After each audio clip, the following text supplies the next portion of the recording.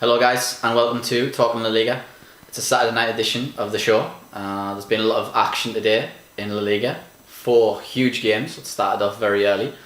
So we thought instead of waiting until next week and putting out a pod discussing it all, because I think there's so much to talk about, we're just going to get straight into it. There was Levante against Real Madrid this morning at Bernabeu.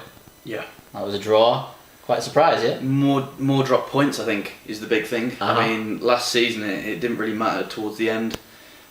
Whichever team Zidane put out, it would provide the goods. And I think that the fact that he rested Modric, with it being his birthday, maybe a bit of a birthday treat, and obviously just massive rotations after the international breaks. You had likes of Vasquez, Marcos Llorente. He had a chance to come in. Theo Hernandez. He doubled up with Marcelo down the left-hand side, which I thought was a bit strange, and I didn't really quite get the dynamics of that as the game progressed.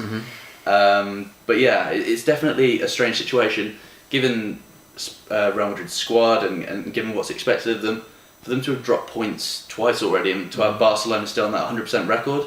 I mean, it's not the nicest way to be kicking off what's going to be a big month for them. I mean, is it the case, do you think, it could be too much rotation too soon? I mean, we know how well it worked last season, but is it a case of, do you think Zidane should be, working with a set team this early on, do you think, maybe? I think it's a difficult one because you've got the international break and then the Champions League coming up the coming week too. So I think it's almost as if, I think almost to an extent they almost underestimated Levante to their peril. I think the players that they introduced, obviously Theo Hernandez, Marcos Llorente, these players should come in and there shouldn't be a problem. But it was just a little bit, with Benzema after his injury, they kind of struggled. I think Bale came on, and I think while he was probably lacing up his boots on the bench, he was thinking, I've got to score here, otherwise, And I think it got to him because he had one particular one-on-one, and it was a great save from Raul, had an amazing game. But a guy who's high in confidence smashes that in, doesn't he? Because I thought I could have gone on the inside. I thought, because he went. He went close with a couple of others too. I mean, a header that kind of shaved the post. I mean, I was expecting maybe more jeers from the Bernabeu, and he did get some, sort of understanding applause. But you wonder how long that kind of thing's going to last. They've got Ronaldo coming back, which is a good thing, but you'd really be hoping that Bale could step up and, while Ronaldo is out, really kind of shoulder some of the burden and say, look, I'm back, I'm fit, I can play. Whereas right now, I feel like Asensio, he didn't really, turn up and use that wonderful left foot to produce some magic against Levante. But you still feel like the likes of Asensio, the likes of Isco, they're miles and miles ahead of the pecking order to the point where... I mean, Isco he was really good when he came on. I think the game went up a level in terms of tempo and in terms of quality when he comes on. I think with Asensio, he probably, I think he's got a lot of pressure on him, so I think they have to take it easy on with him. I think Zidane discussed midweek. They said, he really put it out there. He was trying to cool expectations with Asensio a little bit. Now I understand that, and I think you've got to as well, because he's not at the point for me where he can go away in a national break, play at a high level, and then come straight back and play at a high level for Real Madrid at Bernabeu straight away. Yeah, I mean, he's had a lot of debuts, a lot of new experiences and everything, but at the end of the day, he's still a young player. You can't expect the cool-headed consistency of someone that's like Toni Kroos, someone like Luka Modric. You know that these players, they'll produce week in, week out. They've done it all before. They've travelled to the other ends of the continent to play some football and then come back and they've performed and done it. But with Asensio, he's been the new boy in the group so often recently. And I think the fact also that when he went away, it's not as if the pressure was suddenly lifted with him going away on an international break. It's almost as if Spain, they need him to be a big presence right now too.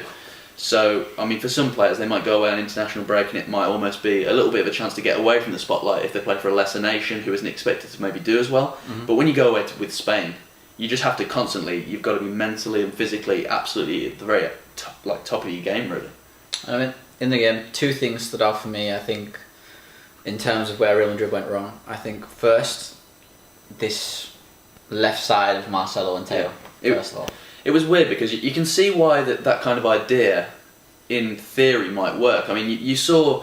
But why use it against Levante when you're at home? Why is it needed? It's just a strange one. Maybe Zidane was watching, Valencia when they came and took a point, and you had Gaia and Lato doing so well in that. But then again, for me, that was kind of it's a defensive strategy for me. If you double up on a flank, it's usually because you're playing against maybe one world-class player and you want to kind of quell him, you want to push him into a corner.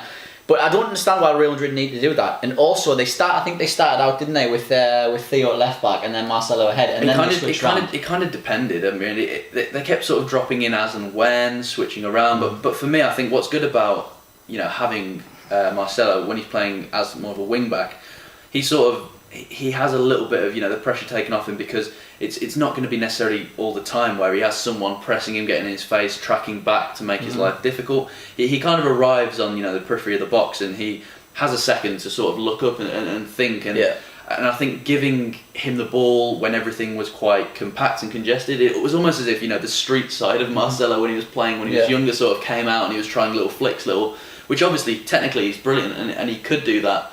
But I just think it's a bit of a waste, really. And I think that if you have someone like Theo, who obviously is perfectly comfortable playing at left back, and he also enjoys having that space to maraud into. That's the thing, he needs that space, and he didn't get that against Levante, because Levante are an unbelievable unit. We'll get into them in a minute. Yeah. But how they set up, it's very, very tight. So the gap that Theo will have to run into is not going to be that big, and he's not somebody who can work in small spaces. And then the problem was with Marcelo playing ahead of him. He's then running into congestion straight away. Yeah, the space is reduced even further, and I think Theo's got to own a whole flank himself, because he's a big guy as well, and the way he covers it, I think he charges a lot, so he has to play like that. I think to have worked, Marcelo would have had to play, I don't know, almost like an interior, and it was never going to keep that, because they wanted to retain that width, because Real Madrid put in a lot of crosses. Yeah, I think Theo probably got to the byline just a couple of times, and it's not really worth it, especially when you lose your main focal point. You've got someone like Benzema, he'll be sniffing around in the box. As soon as he was injured, you've got Bale, who's maybe not quite, he's not the kind of central striking presence that's a predator in the box. He's good in the air, but I don't think he's necessarily, that he's not going to sniff out that inch of space that he needs. So I think when you're wanting crosses to come in, if they're not going to be pitched in the air, and I mean, he had a couple of chances with his head, one just over the bar, one just wide of the post.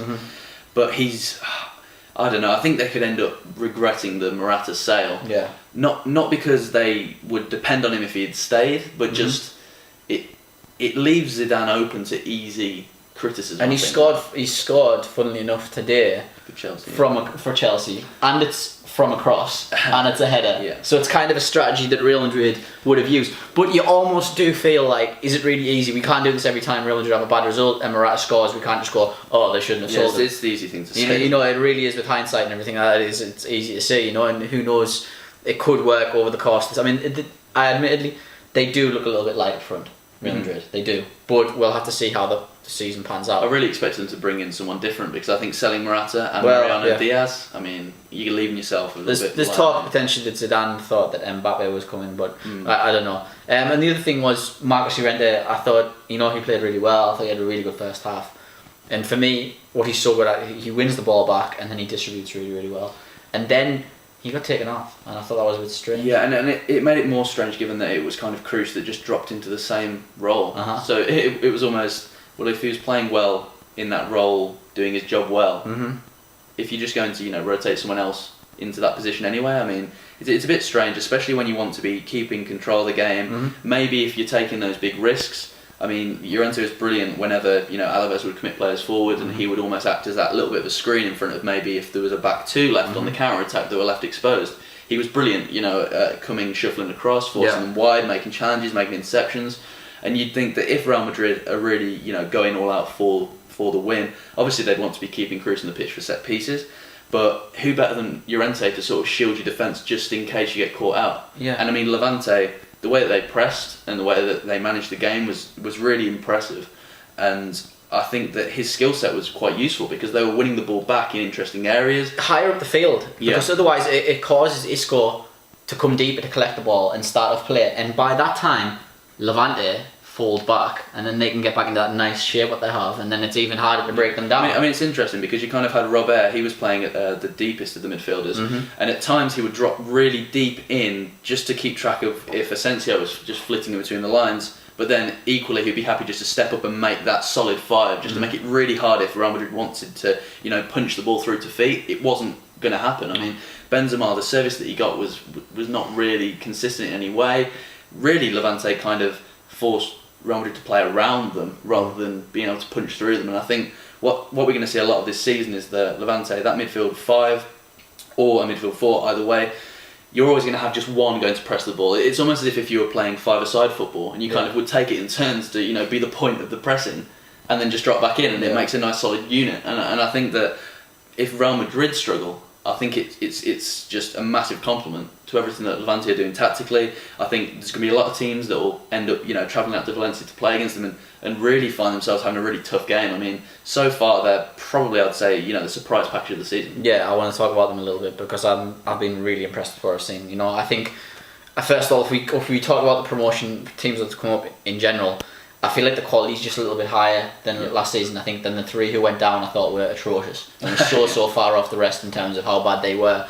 You know, and this year these guys have come up now, and Levante I think are kind of like the leaders of that. You know, they came up as champions, and I think they've shown that why they were champions. They are a very good side. They kept a lot of players that they went down with. They've come back up. They've added really well. And one performance, I mean, we discussed one performance really stood out for me, and I watched Colombia in the South American World Cup qualifying, and I thought this guy could have been used then, and it's Jefferson Lerma. Yeah, and he was fantastic. He's definitely a good balance of, you know, adding that bit of physical presence but not sacrificing any ability on the ball. Obviously, the one thing which might catch him out over the course of a long season is that he has been a little bit, you know, it's easy for him to pick up a yellow card. Yeah, I think it's just in his role, it's kind of hard for him to avoid it. And we've seen you can't have a good season playing like that. I mean, look at somebody like Escalante at Eibar, who's been excellent. Casemiro. Casemiro. These guys are walking yellow cards. You know, so you know you do have these players who do pick up a lot, but it's just the territory that they work in, like you say. You know, it's just how it is. But I thought he was fantastic. He broke up play excellently. He's got a lot of energy and physicality. Okay, but oh my God, he's a really good player on the ball as well. And he was picking some really nice little slip passes and just getting the moves going. He was shifting it to Davey out on the left. He was just moving the ball really well, I thought. Yeah, I think it's useful as well when he plays along people like Jose Campagna. I mean, Bardi didn't play, but when he's on the pitch too, it's useful to have, you know, that kind of physical presence that can help to destroy play, but can also, you know, help with constructing it too. He's quite well balanced, so I think he's definitely not one-dimensional. In that regard, then it's useful to be able to give, you know, Campagna. I thought in Levante's second game, I thought for the first half, maybe first half, he really ran the game. So I think that Levante, the thing is, I think a lot of other teams, they'll come up and they'll have a few key players, and if these players don't get a lot of the ball, and even for teams that are already in Primera, so I think like Leganés, if Gabriel doesn't get the ball, they're probably going to be struggling. But I think with Levante, what's interesting is that whoever they choose in midfield, all of them can have an influence, and I think that might make them quite a tough team to sort of set up to protect against, because if you are to, you know, Bardi, he's been brilliant. There's a lot of hype around him. If you decide, right, well, we've got to keep an eye on him, are you giving the licence for Campagna and Lerma, who neither of them, you know, they're both good on the ball. Yeah. So I think the fact that Levante have got so many good options, I think if they really needed to, they could always go 5 at the back if it was necessary, because you've got Ivan Lopez and you've got Tonio, who love to get forward. Morales, he was suspended, but he's also a player that can play in a variety of positions. So I think if you're a Levante fan, and especially given the fact they've not gone out and done crazy business like some of the other teams, you'd be thinking, I'm confident in this unit. Yeah. And barring any, you know, injuries, you've got to be thinking that they're going to be probably quite safe by the end of the season. Oh, you'd think so. And then next up was an eagerly anticipated game at Mestalla, Valencia against Atletico Madrid. Now, it was 0-0, but that doesn't tell the whole story. I thought it was quite an interesting game, wasn't it? Definitely. I think in terms, you're going to struggle to have a more interesting stalemate, because people will look at that and they'll just think, I'm not going to bother with the highlights. But there was a lot of, you know, I would say from a Valencia point of view, it was interesting to see, you know, how the new players are being used, what kind of roles Marcelino wants. For Atleti, it was just kind of, how can they just disappoint again, sort of thing. Yeah. I really didn't like how Atleti played. I thought that in the first half, I thought Valencia were in control for long periods, and Vieto had a couple of half chances, but on the whole, Valencia weren't really caught cold all too often. And then in the second half, they kind of came out, improved for maybe 15 minutes, and then just kind of retracted again. And I think at the end of the day, if you've got a team like Atleti, they were playing for a point for the last 10 minutes. They were packing loads of players behind the ball. For me, it was a game that was crying out. It was a game that Griezmann would step up. You know, you just know a chance would come up, ball would fall to him 20 yards out, and he'd crack that in the bottom corner. And that would be Atleti seeing that win out, you know, and then going home and they've got 3 points, and it would be almost a bit of a robbery, but like, you know, who cares? Yeah. But they didn't have that joker in the pack, did they not today? They don't have that, and then it's a tough one. I mean, up front they had Angel Correa, who he's a lot of huff and puff, but no real end product. Vieto, he's just in the last chance saloon of the last chance saloon at this point. I feel like he's playing like that. They're both playing, I think, for the futures. For me, it's make or break seasons at Atleti for both. It's make or break. Not even a season, like until January really, because they can kind of evaluate what they've got going forward, and I think it's a massive area they've got to improve on. Gamero came on and he looked like he hadn't played football for 6 months. Yeah, it's crazy that they've bought some of these players, and obviously Vieto and Correa, they've not come in with, you know, absolutely gleaming resumes or anything like that, but someone like Gamero, you would expect a little bit more from him. And it's bizarre. He comes on and he looks at football like he's never seen one before at times. He's like, really his first touch is poor. He didn't have any opportunities at all, and I mean, it didn't help that Atleti weren't really interested in playing football for the last 20 minutes, and that's when he came on. But yeah, I think given the fact that this team, it kind of just falls apart when Griezmann's not involved. He's never really settled Gamero, I don't think, has he not? No, but I think the important thing is that Griezmann, it was massive this summer. The stories about leaving, it was pretty much constant for a good month. And you wonder, obviously now he's out with suspension, it's almost like Atleti have got a mini crisis up top. If he goes completely, then in this kind of market, who are they really going to buy that can make an absolutely huge difference? They can bring in Costa, but I think that if you had Costa alongside Griezmann, obviously that would be unbelievably huge upgrade on what they currently have. I mean, I think Correa could be sold with no problems. Vieto sold, no problems. Torres released at the end of the season, no problems. I mean, I find it incredible that a team like Atletico, okay, one of Spain's top teams, they're going to be they'll say that they are trying for LaLiga and Champions League, and they've gone there today, and I'm looking, and they haven't had one shot on goal. And the only other team who didn't have a shot on goal this season were Betis when they went to Barcelona and Camp Nou, which you'd understand. Why are Atleti like this? I mean, honestly, when you looked at the team back to front, you've got Oblak, who's fantastic. Felipe Luis, obviously he's aging, but he's still a fantastic player. Then for the rest of the back four, I think Lucas, he's going to have a... Lucas was fantastic, I thought, today. He's good in the air, and I think Savic too was quite good in the air. And they dealt quite well with Zaza, I think, because Zaza can be a bit of a devious presence. But then apart from that, I thought in midfield it was anonymous. I thought Thomas. He's their only. You know, he's the only reason to get slightly optimistic. I thought he started well. Yeah, it's a strange one because I think. But then Kondogbia took over. I really thought, Kondogbia was unbelievable yet again. But I really thought that what might worry Valencia is the fact that they play with these two banks of four. So when the other team's got the ball, they're very, very organised. But when you look at Atleti's team, you look at the likes of, you've got Felipe Luis, you've got Carrasco, Thomas. All these players, they love to drive with the ball. And I think once they've maybe beaten the man, that's when you can start to pull apart this two banks of four from Marcelino, because once you've gone round a player and they're now not goal side, you start asking questions of other defenders. Do we come out? Do we not? It starts opening up little spaces elsewhere. But that just didn't happen at all. It was really quite slow. I think Thomas, he spent more time looking for his free fullback on the far side and kind of playing negatively.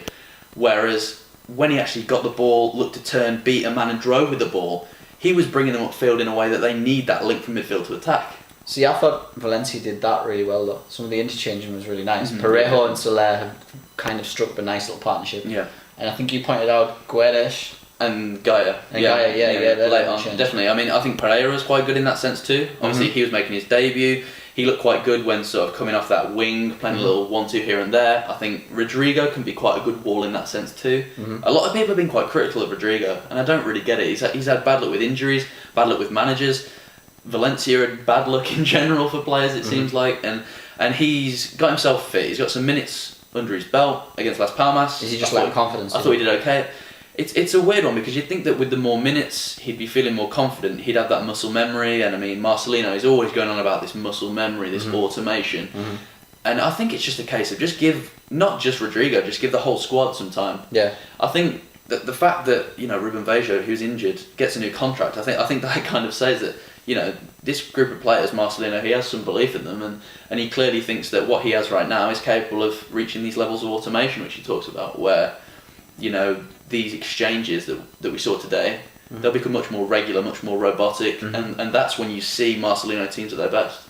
I mean, But this was a step forward for Valencia though today. Yeah, I thought like these are the sort of the games I think that you build your project on, because you can win your games against the small teams and what have you, but if you can match a team like Atleti, then that will run through the squad. They were like, wow, look how close we actually are. We're not that far behind that level. Yeah, it's massive for motivation, because you're thinking now as a Valencia player, we've got a new coach who's clearly made an impact. We've got new players, and you've got players like Kondogbia coming in with obviously Marcelino wanting them, and you think like the boss wants these players to do these roles, and they can do them. And we are a team who was third last season. Yeah, we were better than them. We were forcing them for the last 10 minutes to sit back and play as though they were a low, mid-table. You look at the results as well now. So I mean, they've gone to Bernabeu and got a good result there, yep. draw there, and then that game's out the way with now, and they've got a point from it.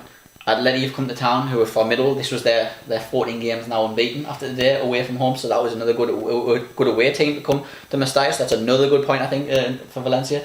So these are sort of the things that you can build on in that team, and I think it's been a very, very encouraging start of the season. I mean, I think these are you have to drain the positives. I think from this, and I'm sure Marcelino. I think it can only get better too. Mm-hmm. With how Marcelino likes to talk about this automation stuff, it would suggest that the best is yet to come. And I think given that they had, it's not an easy start to the season in terms of the fixtures they've been given, and they've made it look that they don't look anything like a team that was just. I mean, I think it was like one clean sheet in their first 18 games of last season or something like that. Yeah. And to go from that to look like a cohesive, watertight unit in that short space of time, and then starting the season against really strong teams. I mean, Marcelino deserves all the credit. I was going to say, that is good coaching. Yeah. And that's what they need. That's what Valencia have been crying, because they've had so many, I don't know, like just like weird managerial appointments. Gambles. Yeah, gambles, and then interim. Like Voro done excellent work, but he was just interim, and there's no way you can build a club on that. So this is like all steps forward for them, and Marcelino is really taking in the right direction. Yeah, definitely. Another new coach, he got a win today, Barriso at Sevilla, against Eibar, 3-0 in the end.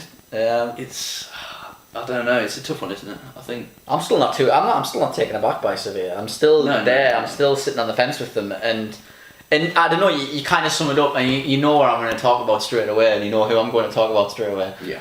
For me, when you've got a guy like Ganso scoring, who is scoring and assisting, but he doesn't really contribute anything else. The games are passing him by. It's incredible. The most annoyed man in the world will be Jorge Sampaoli. He'll get a message off someone saying Ganso scored again, and it'll just be like, he doesn't try in training, he slacks, in the game he goes missing. It's remarkable. It's absolutely remarkable. These games are passing him by, and yet he is still coming up with the goods. And I mean, when he went off, he got an ovation as well. I mean, he had the nerve after he scored that goal to blow a kiss to the crowd. I don't know what's going on. Ganso, it's going to be one of the stories I think to watch for the rest of the season, to see how Ganso gets on. So I'm still.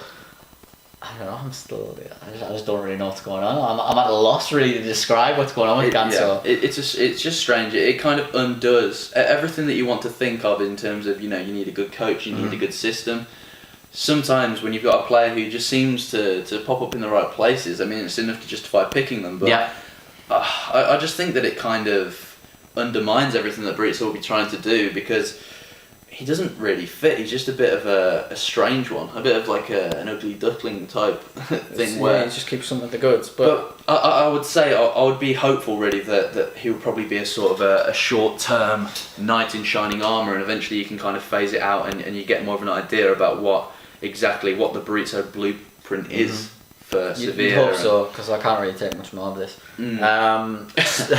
Right, somebody who is actually really, really good and who contributes a lot. I think that he's just an amazing player, and we've talked about him recently as well, and we said, it's funny because we talked about him on our last pod, I think it might have been, where we said we really want to see more of him because he was so good last season, and that's Pablo Sarabia. Yeah. And he's fantastic. It's just good that he stepped up, and it was actually when he was given a chance in a position that's more of his own, because I think it's just a shame when you get someone like him and he ends up playing rotated in at left back.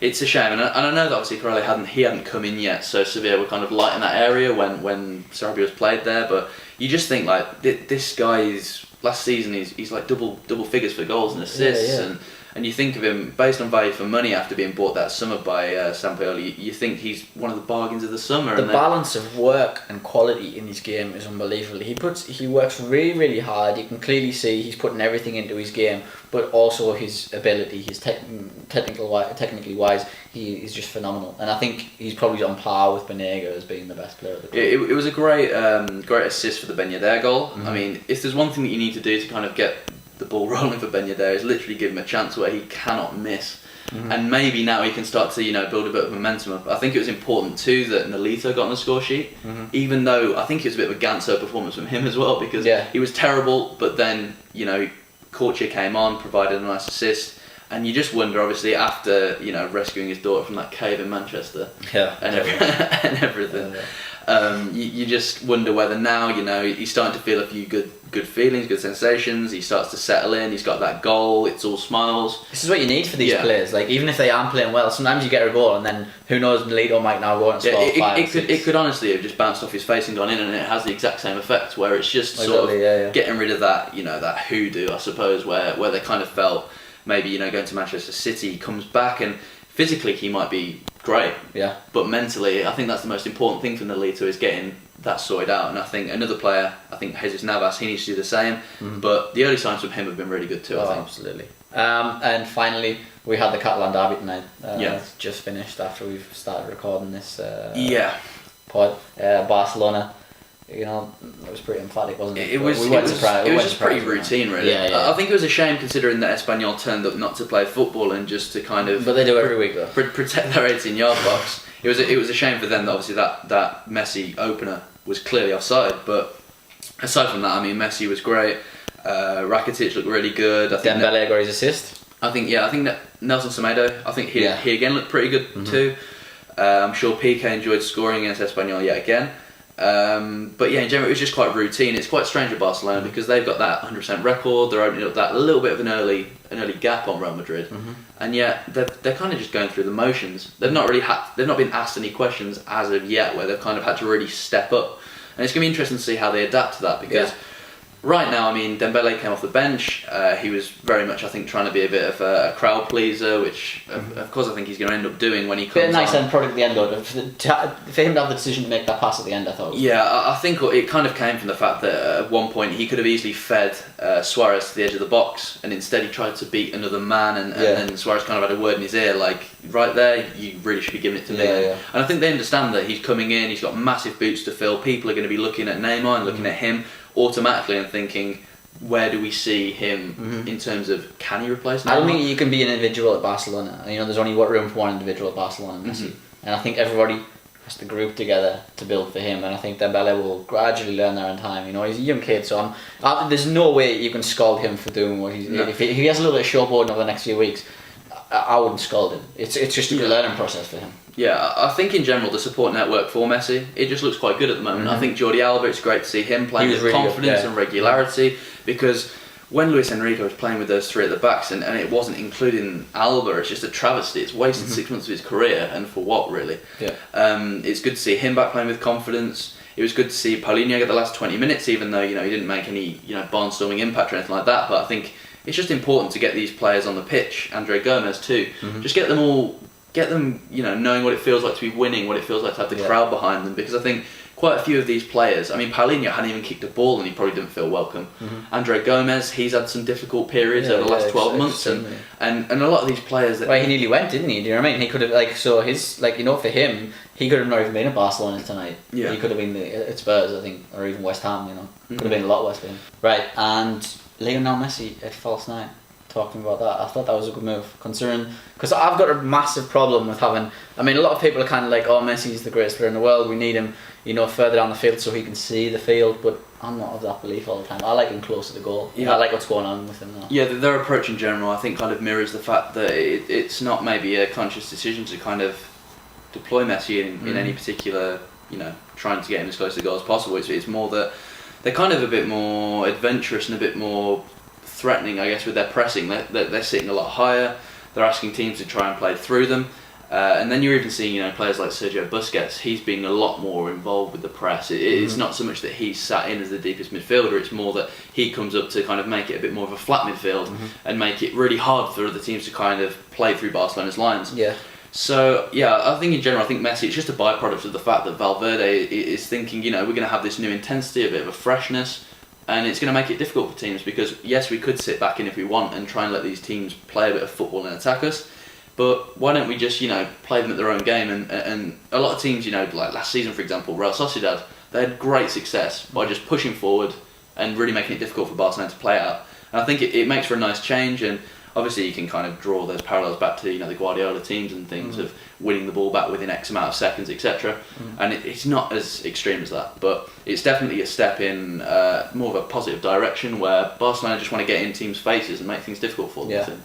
I mean, again, just going back to Messi there, I watched them midweek with Argentina and, the pressure on him and I think the unhappiness that he does feel is quite evident. So I think when he's back at Barcelona, he needs to be in a good environment, and obviously there's been a lot of, toxic feeling around Barcelona. But he looked happy at the night, and I think maybe you'd hope Valverde could give him this role, this system that could maybe make him happy again.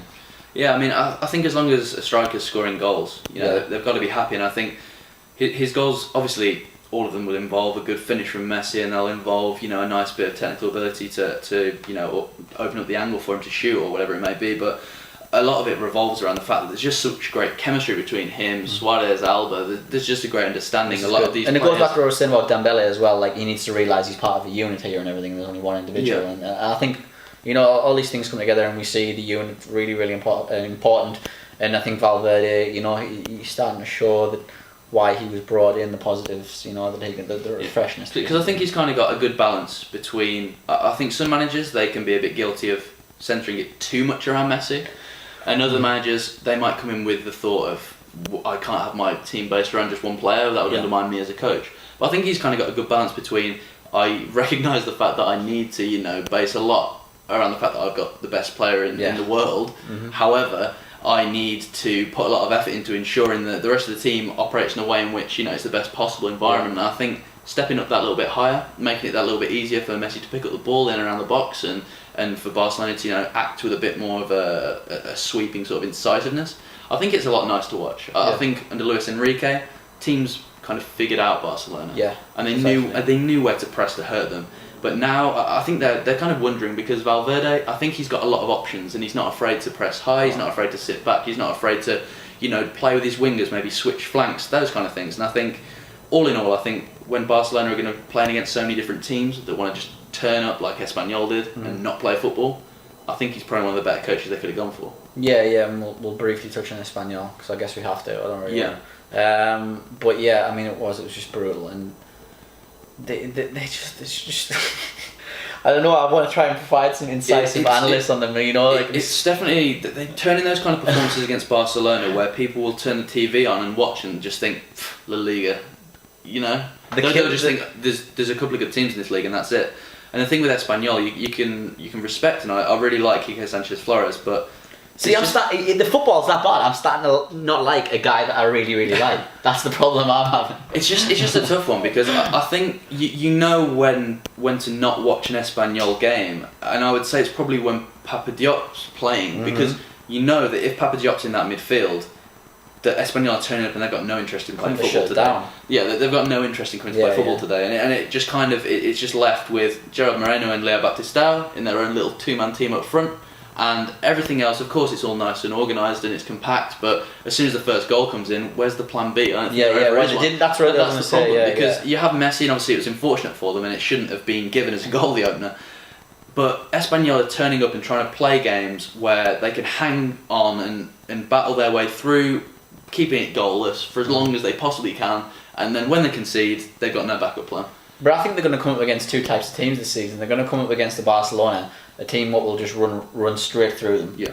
And then they're also going to come up against a team that will mirror them. And they'll not take risks either. And then so the game is just going to be terrible. And you just know it's going to be like an unwatchable. Yeah, I think it was quite strange on Friday night with Leganes against Getafe, I think they're both two teams singing off the same hymn sheet, and I think it's going to get to a point where Espanyol will play these teams, and it's almost as if, well, we're both looking to try and play the same negative football, where we're keeping things tight, we're not taking any risks, and then maybe one of the two teams are going to come out of their shell. But yeah, I mean, we were talking earlier, it's a tough one to know how worth it would be to have a season to get Espanyol, because every performance will be, because the structure's so rigid and the team selection's so rigid and everything, you know how the team's going to play each week. It must just be frustrating. This system wears thin, I think, and that's why I said in the preview pod I think they're going to be in trouble this season, because I want to see them, because I mean they're not going to win many games, I don't think, this season, so they're either going to lose them or draw them, and you're not going to stay up by just drawing all the time. It's a tough one, because I mean up front, Gerard Moreno's a great player, but you can't see Espanyol creating enough for him to maybe hit the goal tallies that he would if he was a better team with a better support. He's a good player. He's just not a killer, is he? You know what I mean? I don't think he can, like, you know, how many chances a game do Espanyol create? They don't create many. And you know how many is he going to put away? They're kind of reliant on Piatti too, and I don't think that Piatti's going to, in any way, I don't think he's going to hit the heights of last season. I think that was definitely a purple patch for him, where it's not to say that he's not going to impress this year too, but I think it's going to be a year where you look back at the end of Piatti's career and you're like, I remember that season, he was absolutely brilliant. I don't see him being in a team where it's just... He's a different type of player now. I think when he was coming through, he was an exciting player. Some people were saying he had shades of Messi in him. No, really, they did. And, you know, he's obviously being shaped now by Espanyol, I think, to the player he's going to be right now. He's just somebody to take pressure off the defence. Yeah, it's just a shame to see a lot of these players. The transfer business that's been done, I think, is completely uninspiring. And I think the team as it was just too reliant on a few individuals to add that bit of magic. I think bringing in Naldo, I don't see him being a massive upgrade on anything they already had. I think if they could manage to keep hold of someone, you know, they've let go in the past, they would have been in much better shape. And they had issues with Diego Reyes as well. Diego Reyes would have been immeasurably better than how Naldo's looked so far. Yeah, it's hard, and especially I think it's frustrating when you see that there are some young players and they're not being sacrificed a chance in the first team, because it would be understandable if Quique Sánchez Flores was getting really good results and you'd be thinking, okay, the young players, they're being kept out of the team for now, and it's merited, because what he's doing, the system he's got, it works, and you can't really mess around too much with something that's so rigid that works so well. But it isn't working so well. It's quite boring to watch, and then you're making your most talented young players watch it from the bench too. Yeah, I think the players are going to lose faith in it quite. And you have, I think when you Jean Jordan's already gone as well to Eibar. Yeah, and I think when you play this system, I think if you start and lose faith in it, that's it. Because I think everybody has to really believe and be 100% behind it. Yeah, it's a shame. I think it's definitely that kind of thing with. It's almost a far less expansive and a far more defensive version of Marcelino's kind of 4-4-2. And while at Watford, for Quique Sánchez Flores, I mean, he's remembered really fondly by Watford fans, but you do wonder if it was because he was there for a short period of time, and he did get the results in the short term, and you wonder whether if he would have stayed for longer, maybe it would go the same way as we sort of a feeling that it might be going for Espanyol. Yeah, I think so as well. Okay, guys, that's all. Thank you for joining us. We'll be back next week rounding up the games from Sunday, things like that. But this is the Saturday pod, so, you know, thanks a lot for watching, and speak soon.